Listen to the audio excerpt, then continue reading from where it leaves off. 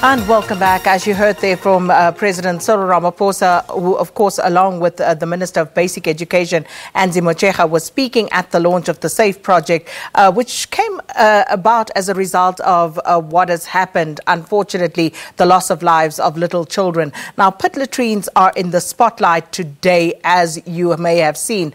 2-year-old boy died in their schools, 2 5-year-olds rather died in their schools, and this was earlier in the year. And President Cyril Ramaphosa is expected to unveil that plan, which he just did, about the eradication of pit toilets in schools. And the Eastern Cape is the province with the worst statistics with regard to sanitation in schools. And the lack of access to toilets is viewed as a violation of human dignity for pupils who have no access to this basic necessity all day while they are at school. Now, we're going to cross to our reporter Zimkhita Manqinana, who is in Bizana, and she is at the school, the very school where Lumka Mketwa unfortunately lost her life when she fell into a pit latrine. And we cross over now and hand it over to Zimkhita. Good morning. Morning, Sakina. The issue of access to basic sanitation in schools is a huge problem. These learners have to come to unclean, foul-smelling toilets every day, and they are saying that for a number of years they have been calling on government to change the situation. And today, that plan that has been unpacked by the president, and now they look forward to it to actually change the situation for rural people. There are 37 schools in this province, Sakina, that have no toilets at all, which makes the lives of these pupils so difficult that they have to relieve themselves in the fells and nearby forests during school hours. We are told that female students are the ones that are suffering the most, especially when it's that time of the month when they are in their menstrual cycle, because even those schools that have toilets, they are not up to standard. Some of them do not have proper seats.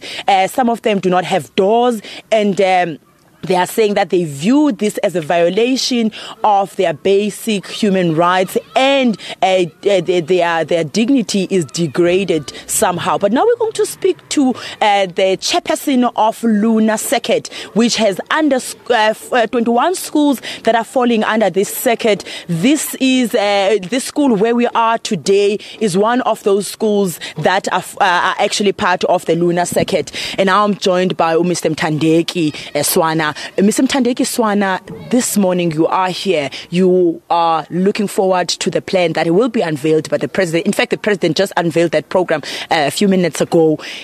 What do you suggest as the people on the ground, that things that you think will turn the situation around for your children? I don't want to make stories, but I want to be very straightforward on this incident. What is important for us, especially on our schools, is that schools should be provided with water so that toilets can be very clean, we can have water system, and especially kids of a lower grade, grade R and grade and up to grade 4 to 5, they are still too young. They need water system, flushing system. That would be the best. We are happy that the president has made that suggestion to the South Africans so that everything can be clean. The toilets are smelling. It's very, very bad for kids to have such a bad smell. We have got some children that are used to staying in rural areas, especially in our locations. They are not used to toilets. But what is important is that toilets should be provided with water. We are very, very keen in getting water in our schools' flushing system. That is the main point that we are having, especially around us in our schools here. There are 21 schools under Luna Circuit. How is the situation in those schools? Is it different to the situation that we see here at Luna? Quite different, but at least 10 schools could be having better toilets, but the rest have got just useless toilets because they are smelling, they are dirty. Some they are about to collapse and can be very dangerous to our children. What does this mean for your children who have to go to school on a daily basis and have to actually use these toilets, and sometimes they end up using the nearby fields and forests? It's very bad that is degrading the humanity of a person. You can't just go to the toilet in the veld, especially kids. We have got some girls that have a little bit grown up. They can't just expose their humanity and stay in the veld, releasing nature. That is unavoidable, and we cannot stand that. We are very unhappy about that. I think the government will do a good thing, especially the president, since he has unveiled this program.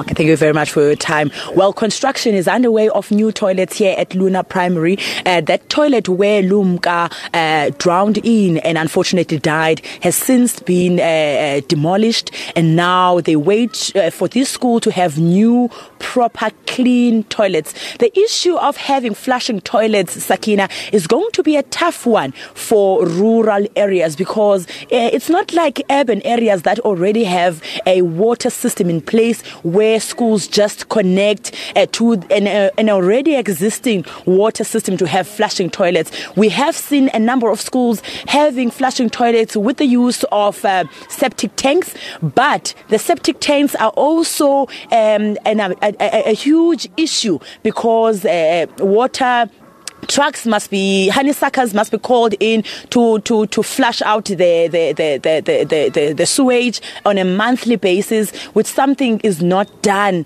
sometimes, and then it overflows, causing another problem. So we are going to see how that program that has been unveiled by the president of the country is going to change the lives of the many rural children who have been using unsafe and unclean toilets here. Well, thank you so much, our reporter Zimkhita Manqinana there in Bizana. Well, this, of course, that topic relates to our question of the day. So let's just take a look at a few more of your answers. And this is what we asked you. 37 Eastern Cape schools have no toilets at all. How do we as a nation collectively address the sanitation crisis in our schools? And here's what you had to say. All right, Lucania saying, it's sad, kids have died. This is a basic need for human dignity. Those pit toilets cost less than 1,000 rand each. This spells incompetence with regard to project management. You can't build a school without making provision for toilets. Nkululeko says, stop bailing out corrupt institutions like SAA and Sanral and build toilets. Sipo saying, easy, priorities. Do you want to bail out another SOE, or make sure every school has a toilet? Ernest says, firstly, we have to deal with corruption and greed, and then this issue will be easily addressed. There's plenty of money to provide sanitation in the Eastern Cape. Someone must be held liable for the shortage of sanitation, but he or she is being protected and they know who it is. They're saying in those areas they can add bricklaying as a subject, and school kids can learn building from there and get marks, and plumbing will fall in there too. I mean, it's just, okay, let me try this. Vuka Ozenzele, African child. And Finesse says, the government should please build toilets for those children.